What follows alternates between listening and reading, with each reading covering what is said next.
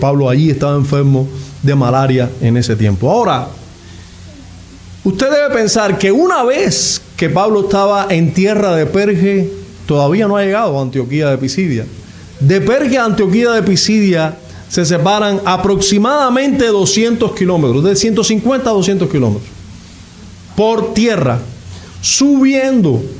Se dice que Antioquía de Pisidia, donde ocurre esta primera predicación del apóstol Pablo, estaba a más de 1000 metros de altura del nivel del mar. Entonces, todo ese trayectorio fue hacia arriba. Se dice que tuvo que cruzar ríos peligrosos, que tuvo que estar expuesto a delincuentes, bandidos, asaltantes, que se tuvo que exponer al frío, al calor, a lugares desérticos, al hambre.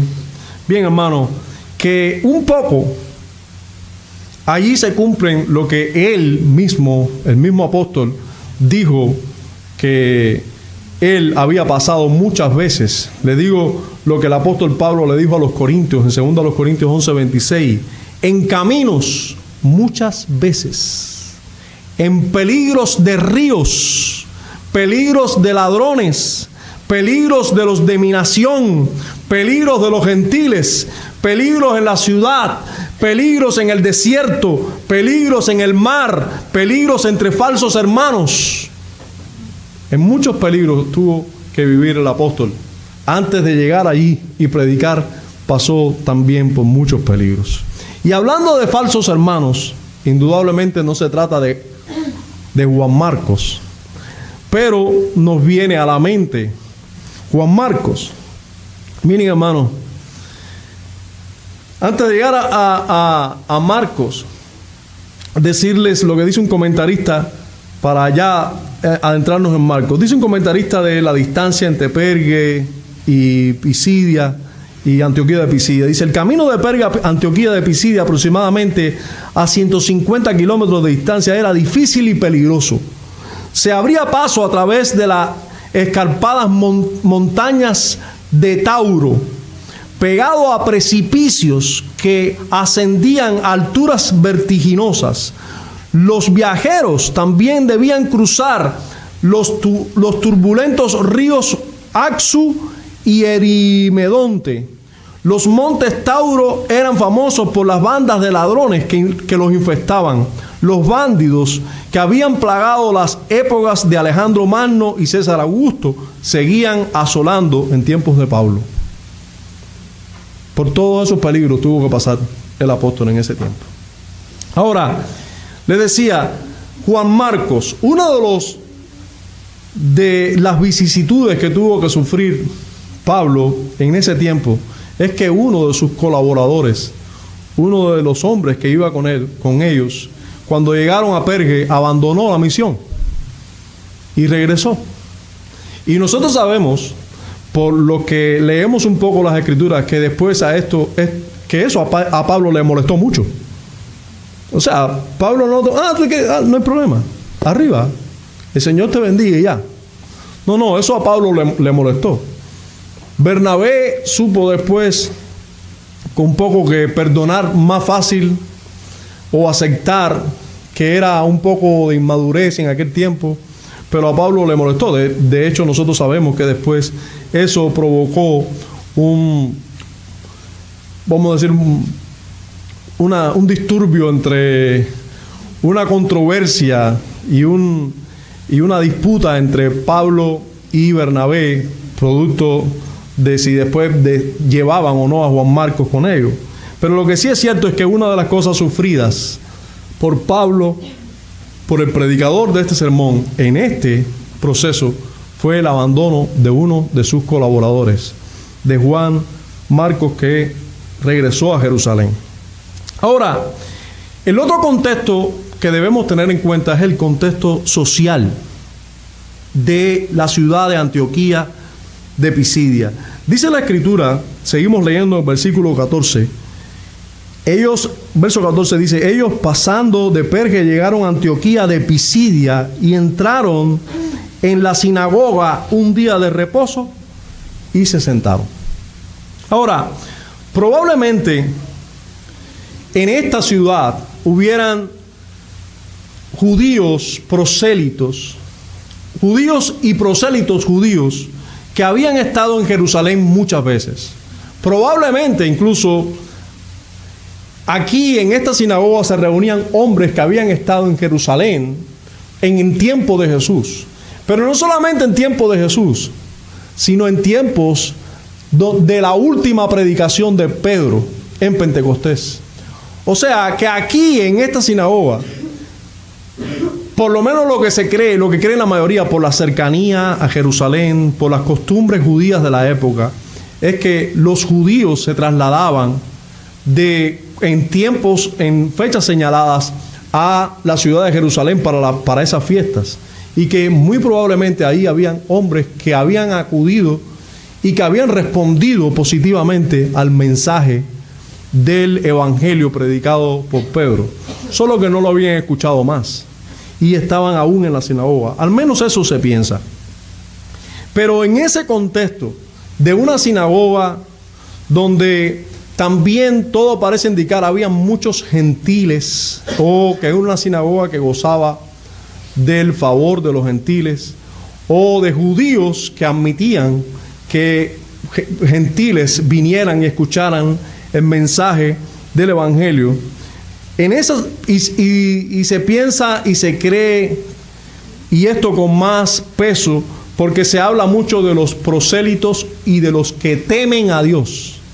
O sea, con frecuencia el apóstol se refiere a los judíos, varones hermanos, y los que temen a Dios en este lugar. O sea, muy probablemente aquí tenemos hombres, no solamente hombres y mujeres, no solamente de descendencia judía, que por supuesto eran judíos también de religión, sino también gentiles que o se habían hecho judíos, se habían circuncidado y habían abrazado la fe de los judíos y la creencia en Dios, pero también habían gentiles que no habían abrazado la fe, no se habían circuncidado, pero que creían en Dios, temían a Dios y se congregaban también en la sinagoga. Y todo parece indicar que este número era considerable. No era un grupito ahí, sino que eran una buena cantidad de personas, pues Pablo siempre se dirige a ellos también.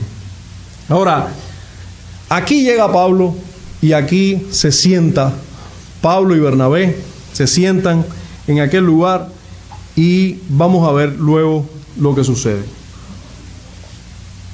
Dice el verso 15: y después de la lectura de la ley y de los profetas, los principales de la sinagoga mandaron a decirles: varones hermanos, si tenéis alguna palabra de exhortación para el pueblo, hablad. Y entonces Pablo, levantándose, hecha señal de silencio con la mano, dijo: varones israelitas, y los que teméis a Dios, oíd. Ahora, hermano, note que Pablo no era, ni era su método, un loco pregonero, ni era tan siquiera del estilo de Juan el Bautista, que iba dando voces como era costumbre en Israel, o como era costumbre de un profeta del estilo del Antiguo Testamento en Israel. Ahora, note tampoco que Pablo estaba sentado enseñando. Si encontramos a Jesús sentado enseñando en el monte de los olivos. Sin embargo, ahora encontramos a Pablo puesto de pie, haciendo señal de silencio y predicando. Ahora, notemos que Pablo simplemente lo que hizo fue asumir la posición que él podía asumir para enseñar públicamente las Escrituras. Él no violentó nada, sino que simplemente, como era costumbre en el día de reposo, que por cierto aquí se está hablando del sábado, por eso en nuestras Biblias siempre hace una aclaración. Casi todas las ediciones de nuestras Biblias ahí, usted debe tener, cada vez que dice día de reposo, una estrellita, algo, y se te dice que es el sábado. ¿Por qué? porque el día de reposo cristiano es el domingo. Entonces te tienen que aclarar que el día de reposo que aquí se está hablando es el sábado, porque estamos hablando de la adoración judía, que todavía creía que era el sábado, todavía entendían que era el sábado y no el domingo. Por eso, entonces encontramos aquí que en ese día de reposo ellos van a adorar junto con los que adoran, los temerosos de Dios y los que adoran a Dios en ese día. Pero ellos sabían que una de las costumbres de toda la sinagoga es que cuando venía algún viajero, alguien de lejos que era judío, si tenía algo, alguna exhortación, debía ser invitado a enseñarla. Y ellos, por supuesto, que aprovecharon de esa costumbre para poder así darles el mensaje del Evangelio. Hermanos, déjenme comenzar a hacer aplicaciones ya. Dios no nos manda a hacer cosas diferentes hoy, en cierta manera. Nosotros debemos aprovechar las oportunidades que tenemos como individuos. No tenemos que estar violentando nada, ni vestirnos como Juan el Bautista y hacer algo igual a Juan el Bautista, como he visto que en algunos lugares, aunque se ve poco, pero se piensa que eso es lo que tenemos que hacer nosotros. Ponernos como un loco, no sé, en un parque o en una plazoleta y empezar a gritar arrepentidos porque el reino de los cielos se ha acercado. A veces nosotros pensamos que es eso lo que hay que hacer. Y cuidado, no es eso lo que tenemos que hacer. No es eso. Miren, nosotros tenemos que entender que Dios nos da oportunidades para predicar el Evangelio. Y esas oportunidades debemos aprovecharlas, debemos usarlas. Hay, como por ejemplo en nuestra sociedad, hay cosas que son ilícitas hacer. En nuestra sociedad. Pero hay cosas que son lícitas. Nosotros podemos predicar el Evangelio de ciertas maneras. Y en el caso de los hombres llamados por Dios para hacerlo, debemos usar los métodos que Dios nos ha permitido usar en nuestro tiempo y aprovecharlos bien. Pero no debemos imitar un modelo antiguo testamentario o X en las Escrituras pensando que eso es lo que tenemos que hacer hoy y solo eso es predicación del Evangelio. Tenemos que tener cuidado con ello.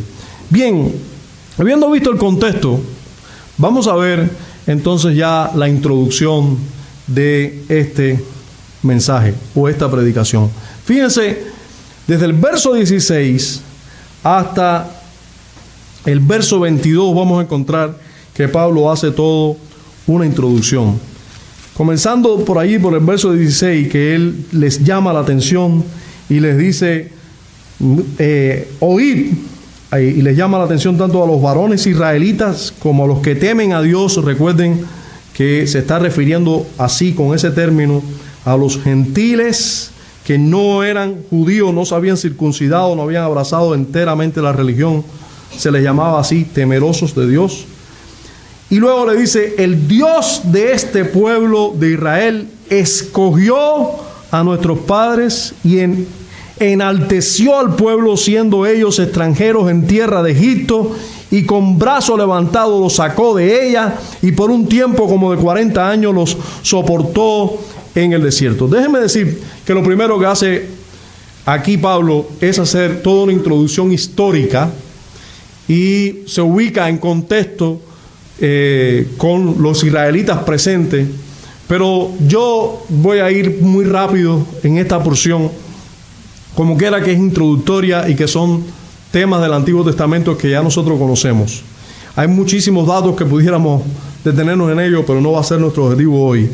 Entonces, yo quisiera que usted notara solo algunos detalles dentro de esta introducción.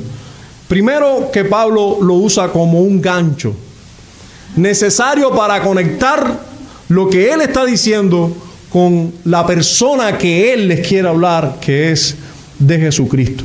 Yo creo que ya usted notó que el centro y el desarrollo de esta predicación es Jesucristo, pero que él comienza hablándoles de la elección de ellos como nación. Si usted se fija, y pudiéramos tener tiempo, pudiéramos comparar esta predicación con la predicación de Pedro y vamos a ver mucha similitud. Con la predicación de Esteban y vamos a ver mucha similitud. Pero aquí vamos a ver que Pablo, es un poco, vamos a ver que no amplía tanto la historia. Bueno, Esteban fue el que más usó de historia, buenísima y con muchos detalles, pero aquí encontramos que ahora Pablo no hace un uso exhaustivo de la historia, se concentra más en el desarrollo, habla más de Cristo y es más corto en la introducción. Pero en la introducción, una de las cosas que él resalta es que Dios había soportado al pueblo de Israel. Usted ve la palabra soportó allí, dice el versículo 18, dice por un tiempo como de 40 años los soportó en el desierto. Y hermanos, categóricamente Dios los soportó. Dice la escritura que, si más no recuerdo, que 14 veces el pueblo tentó a Dios. 10 veces, gracias. 10 veces el pueblo tentó a Dios. Imagínense, Dios les dio agua, Dios les dio maná, Dios les dio carne. Muchas veces el pueblo se quejó contra Dios, contra Moisés. Bueno, Dios estuvo soportando al pueblo y Pablo incluye este detalle para que vea la paciencia, la misericordia y la bondad de Dios. Dice, habiendo destruido 7 naciones, resalta esto, en la tierra de Canaán les dio herencia en su territorio, como Dios lo había prometido a Abraham. Así lo hizo Dios. Verso 20.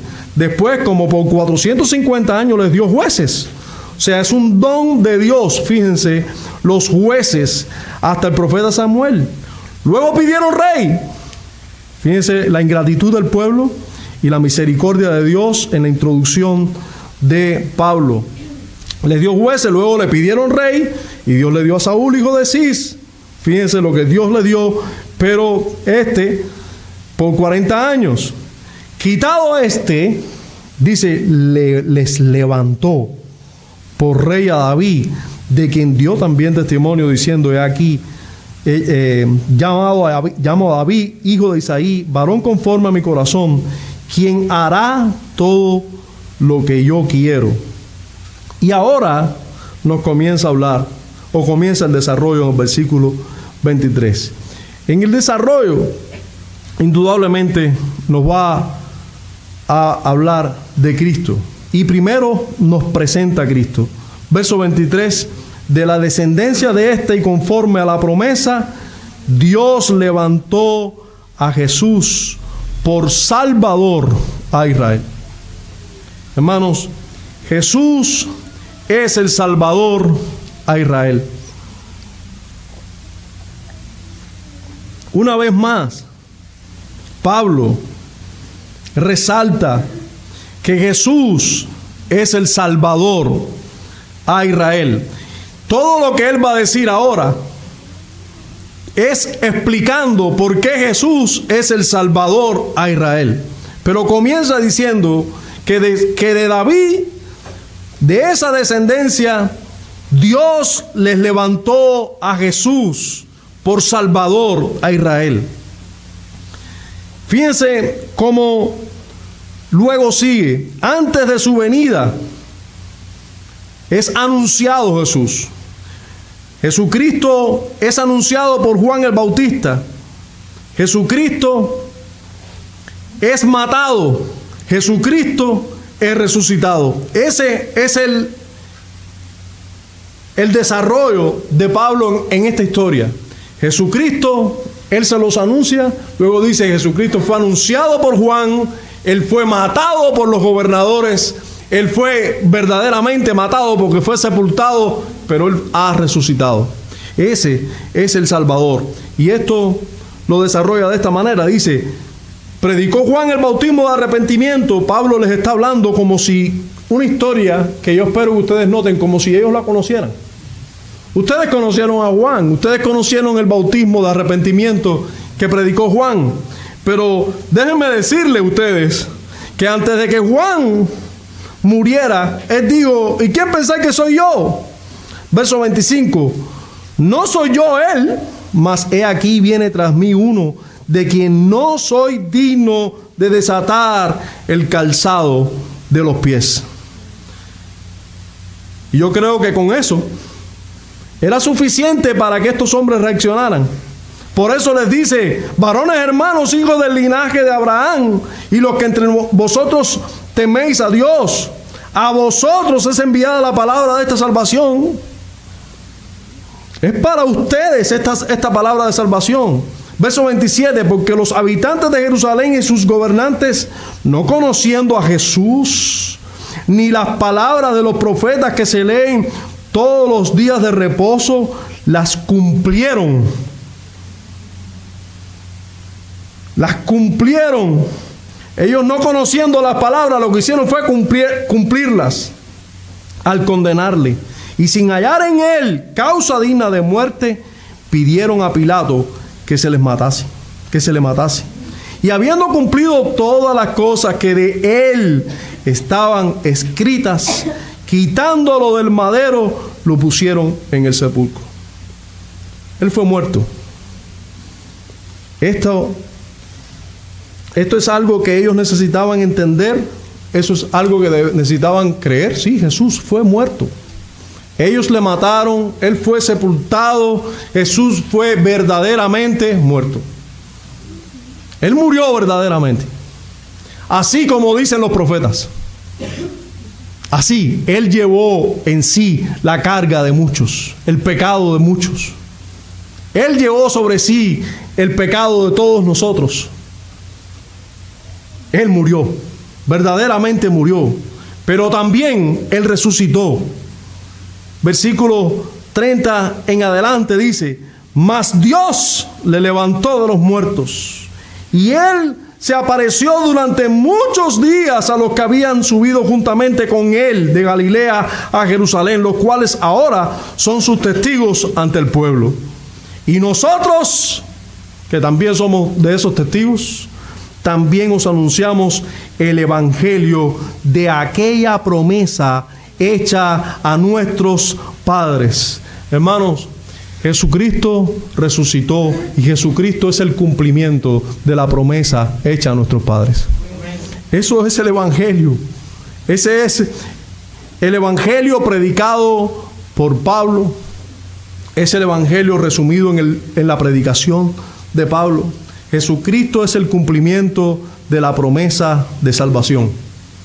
Desde Génesis, esa promesa hecha a la mujer o al hombre de la simiente de la mujer. Desde allí, esa promesa que fue más ampliada a Abraham, a Jacob. Esa promesa que tuvo mayor vista cuando fue revelada la ley a Moisés y los sacrificios y toda la ley sacrificial podía y alumbraba a un cordero sufriente. Los profetas en estos tiempos, cómo hablaban.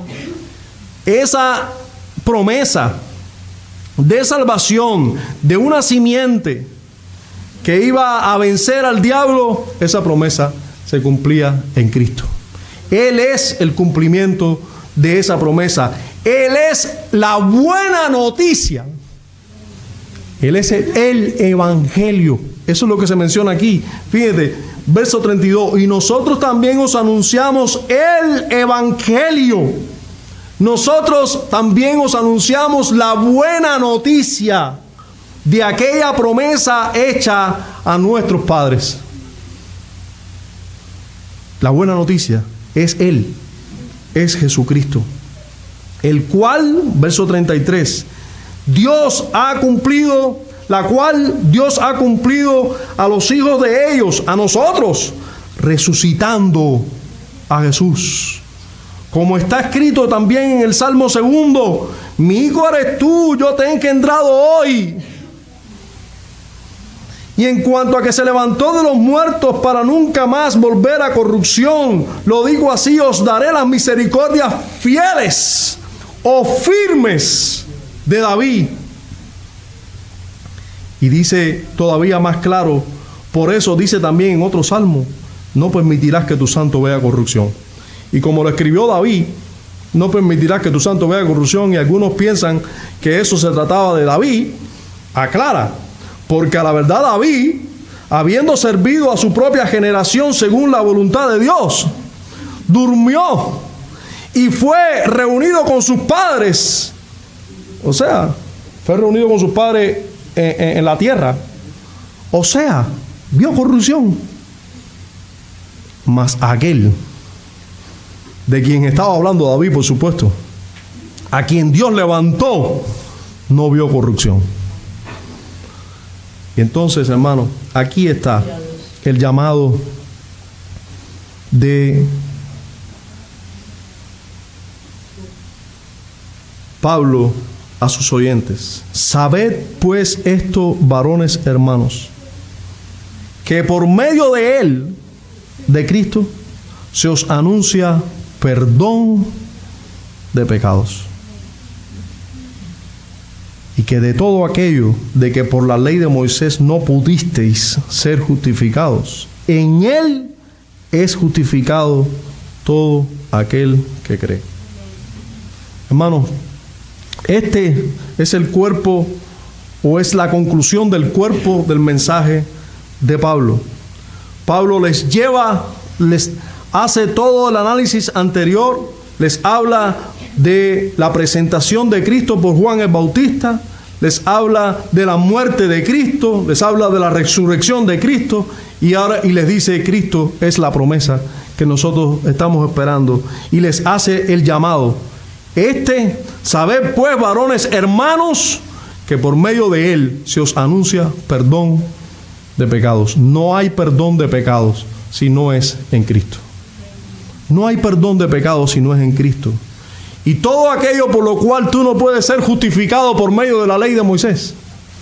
Tú puedes tener muchos pecados, llevar un sacrificio perfecto ante el sumo sacerdote, el sumo sacerdote matar a ese becerro, pero hay cosas por las cuales tú sabes que te quedan en tu conciencia que son pecados y que ese cordero no llevó. Hay cosas por las cuales la ley de Moisés tú no puedes ser justificado. La codicia, el deseo que hay en tu corazón, esos pecados, ¿cómo son llevados allí? Todo. Solo puedes ser justificado si crees en la promesa que Dios ha cumplido en Cristo Jesús. Amén. Solo en Él hay justificación. Solo en Cristo hay perdón de pecados y justificación por medio de Él. O sea, gracias a su mediación por nosotros, es que hay perdón, hay justificación. Fíjense cómo termina o cómo concluye Pablo este sermón. Mirad pues, luego que les da la buena noticia, les dice: mirad pues, que no venga sobre vosotros lo que está escrito en los profetas. Mirad, oh menospreciadores, y asombraos y desapareced, porque yo hago una obra en vuestros días, obra que no creeréis si alguno os la contare. Mirad que no venga eso sobre vosotros. Mirad que no se les diga a ustedes menospreciadores, porque lo que se les está enseñando aquí es el Evangelio. ¿Por qué no van a creerlo? ¿Por qué ustedes, siendo judíos, no van a creer que Jesús es el cumplimiento de esa promesa si nosotros estamos testificándole y hay testigos vivos de ello? ¿Por qué no creéis? ¿Por qué no creer en las palabras de Dios? No sean ustedes menospreciadores. Hermanos, el no creer el mensaje del Evangelio es menospreciar la palabra de Dios. Es tenerla por basura. Es tenerla por algo desechable. Lo que sucede es que hay que creerlo. Yo sé que naturalmente somos incrédulos. Yo sé que la incredulidad es un pecado horrible y no queremos creer nada.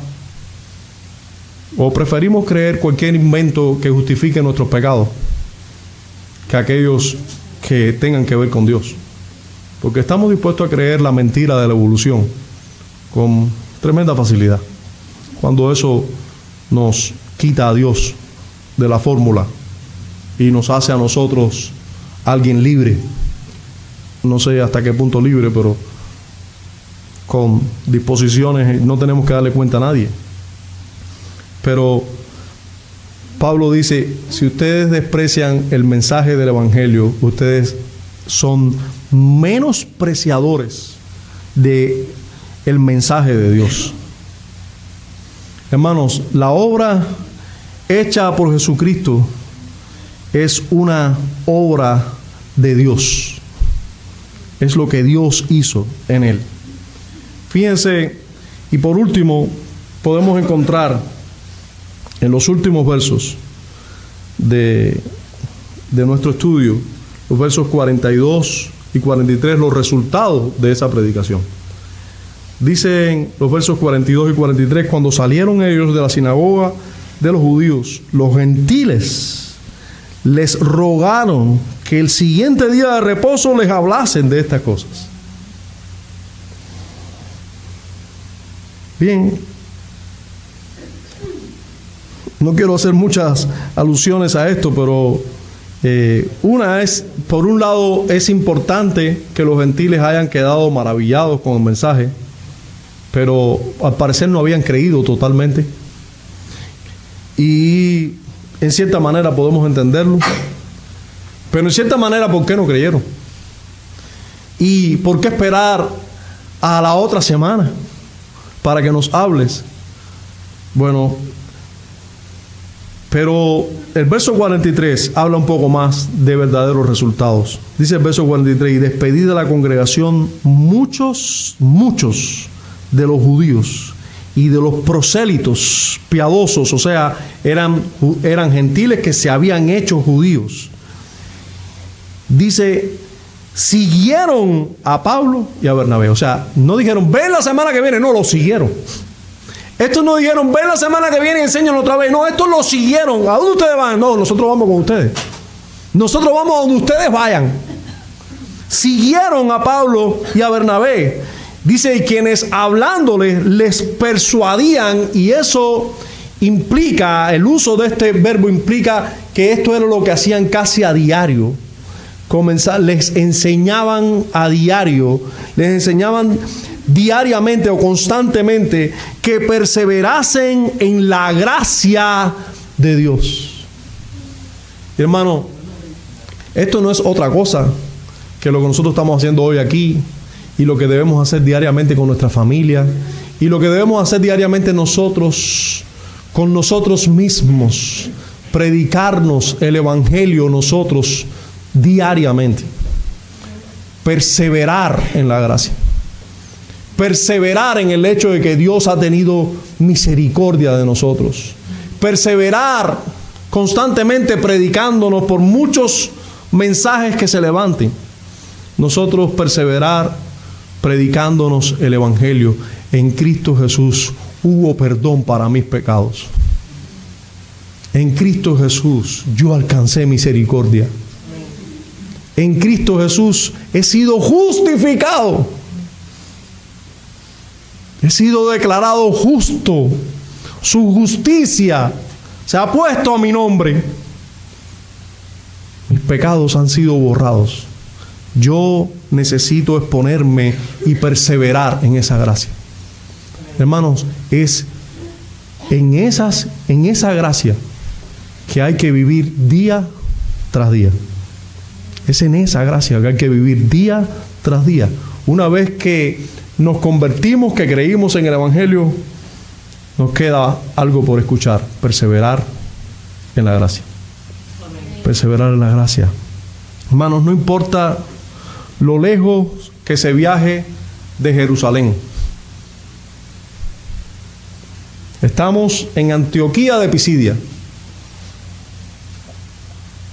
Antioquía de Pisidia queda a unos 800 kilómetros de Jerusalén.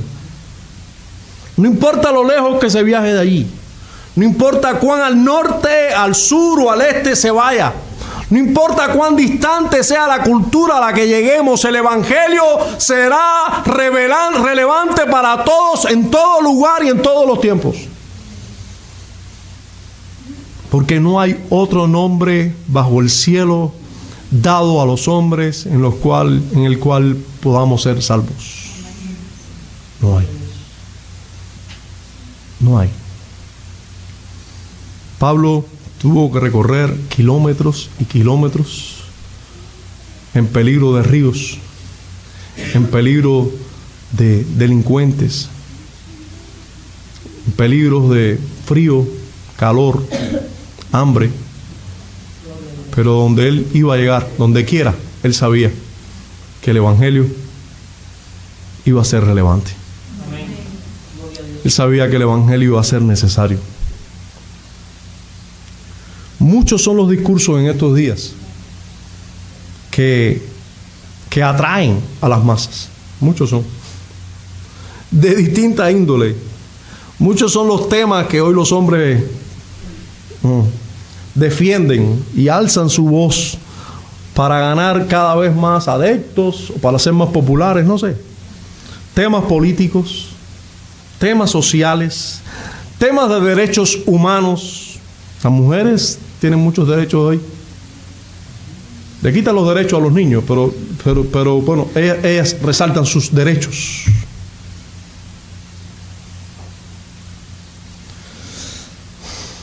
Alguien por ahí dijo una frase muy interesante, que hoy los que defienden el aborto están vivos. Están vivos. Y hasta de recreación y entretenimiento. Hay por ahí hoy debates, pero solo un debate es necesario o verdaderamente necesario. Solo un tema es verdaderamente necesario. El Evangelio. El Evangelio. Él es uno solo. La buena noticia, es una sola.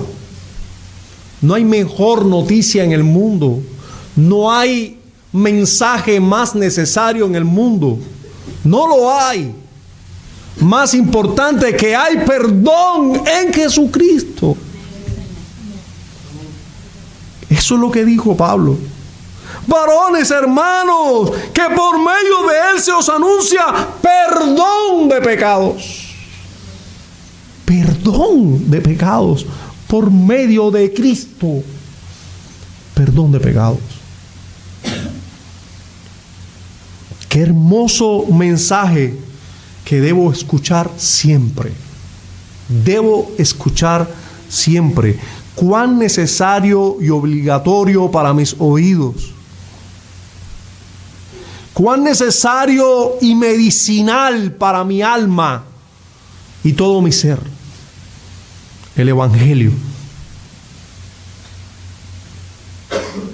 Sabed pues esto, varones hermanos, que por medio de Él se os anuncia perdón de pecados, y que de todo aquello de que por la ley de Moisés no pudisteis ser justificados, Él es justificado, en Él es justificado todo aquel que cree. En Él es justificado, totalmente justificado, todo aquel que cree. Bendito sea Dios. Amén.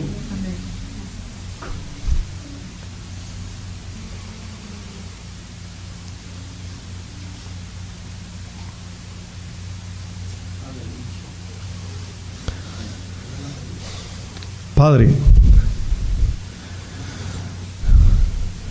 perdona nuestros pecados, Señor. Perdona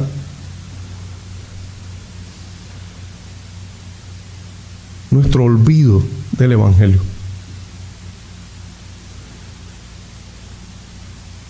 Perdona todo el tiempo que nosotros estamos oyendo otros discursos y detrás de otras corrientes que dejamos de predicarnos, de escuchar y valorar el mayor de los discursos, el Evangelio, la buena noticia de que hay solución para los pecados del hombre, la buena noticia de que en Cristo Jesús es justificado todo aquel que cree. Concédenos perseverar en esa gracia, Señor. Concédenos valorar y perseverar día a día en esa gracia. Oh Señor, concédenos predicarnos el Evangelio día tras día.